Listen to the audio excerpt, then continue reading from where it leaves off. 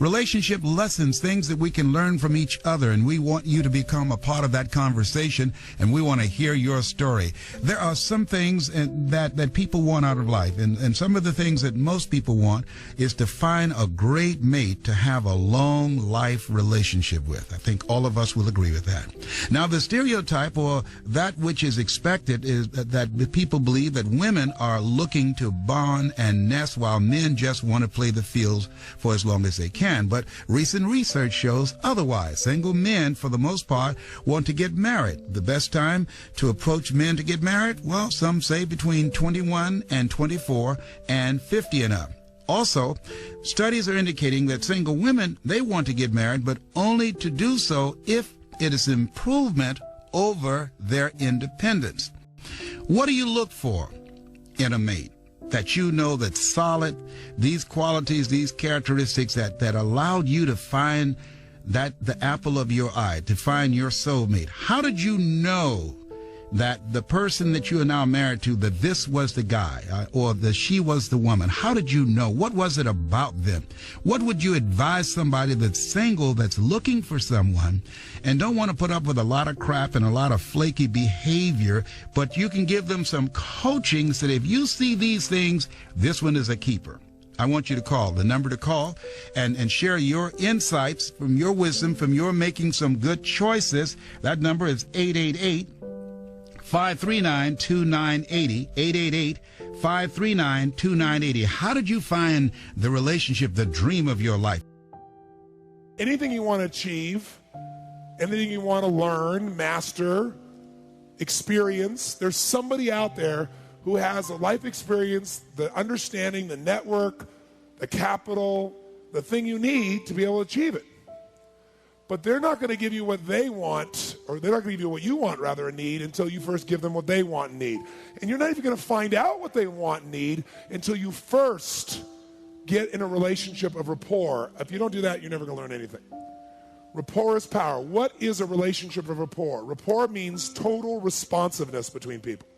When someone is totally responding to you, and you're totally responding to them, you're in rapport. There's that connection. It's that spark that happens in certain communications or relationships. Now, everybody wants to create rapport, have it, but most people only get rapport with people who are like whom? Themselves, and they lose with everybody else, which means you got a very limited world.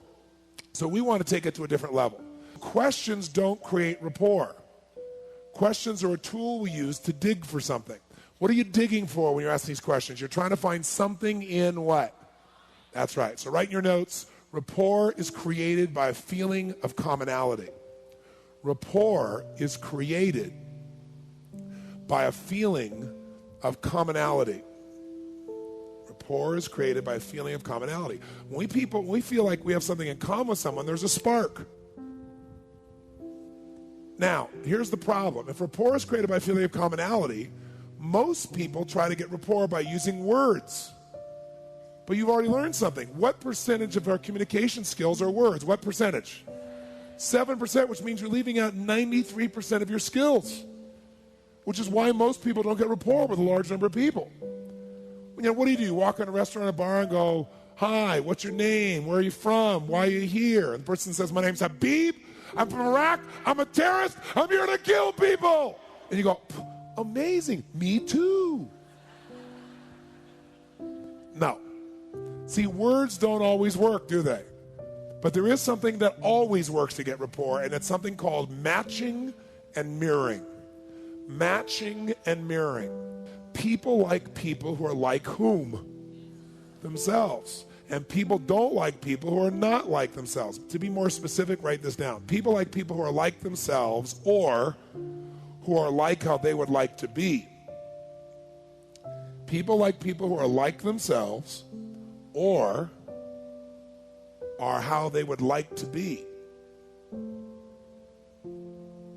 People like people who are like themselves, or how they would like to be. So question, I'd like you to think of someone you really, really like a lot.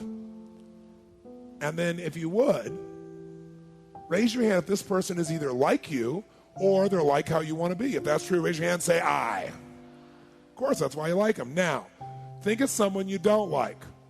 And I'm sure you like everyone, but if you once were an unspiritual person and felt these feelings, someone you don't like, Raise your hand if they're not like you or they're not like how you want to be. If that's true, raise your hand and say, I. And that's the opposite. People don't like people who are not like them or are not like how they want to be. That's the bottom line of it. Take out your phone. Please bring up your significant other or your best friend or your mom or dad. Whoever comes to mind first, just do it. Open up a text, and I want you to write, what can I do to be a better partner or friend to you? Go ahead. What can I do? Now hit send. Let's see what comes back. Who the hell is this? Now, why am I doing this? If anybody gets a good one back, did you get a good one back? He said, what did you do wrong? What did you do wrong, is what he said, okay? The reason why I made you do that is to illustrate a point. The person you texted is the safest person on the planet to get feedback from. And the fastest way to deepen your relationships are to ask those kind of questions. And yet, the moment that you were about to hit send, what do you feel? You feel a rise of this, I'm not doing this. This is dumb. I'm not sending this. I don't want to do this. There was that resistance in you. That resistance is normal. It's voting. The question is, inside of the gap, does that resistance in you win, or do you win? People who are really wanting long-term relationship don't have access to you because you're offering a vibration that is different from that. So do you need to take the subject of relationship and think about it in a way that will allow a long-term relationship? Well, that would help, but you don't have to do that. You could just think about the other things in your life that are working, or you could think about anything other than what isn't working, and you could open your vibration and allow a long-term relationship. But then as a relationship comes and you say, oh, this is a really good one, this is better than anything that I ever thought I could get, I hope it lasts, then sometimes you get back on that same track again. And so why worry about something being long-term? Why not enjoy it now?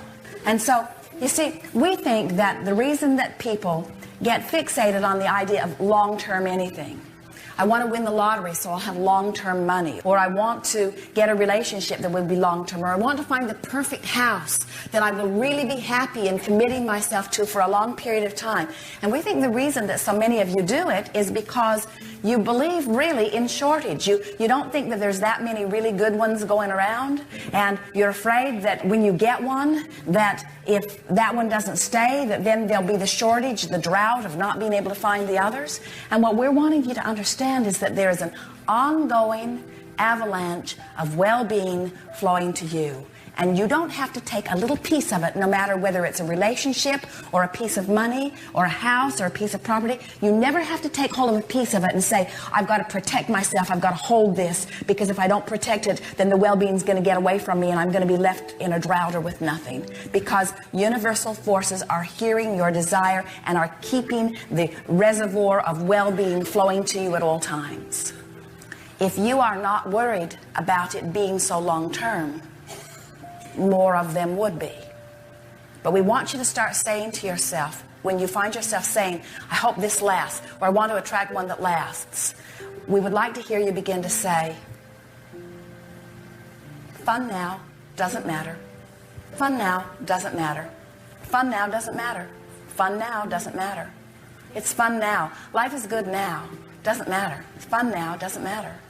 Fun now doesn't matter. And that's the thing that we want so much for you to hear. As you begin to try to feel this adventure of what's next and what's next, it is our promise to you, it will soothe the sting of what you think you're leaving behind. And before you know it, when you leave this room, we know that even though we've had a good time together, you're not going to stand in this room and look longingly back, wishing that we could all just live here forevermore. You're eager to get on with what is next. And when you adopt that sort of attitude about relationship, before you know it, you'll find yourself in a relationship that feels good, that feels good, that feels good. Don't misunderstand. We're not saying to you that you should just keep moving from person to person to person to person to person. We're saying that the attitude that it's good now, and the attitude that it will continue to be good, or the attitude that it's going to get good, or the attitude that good is coming, is the attitude that keeps you in the place where you let in the good that is lined up.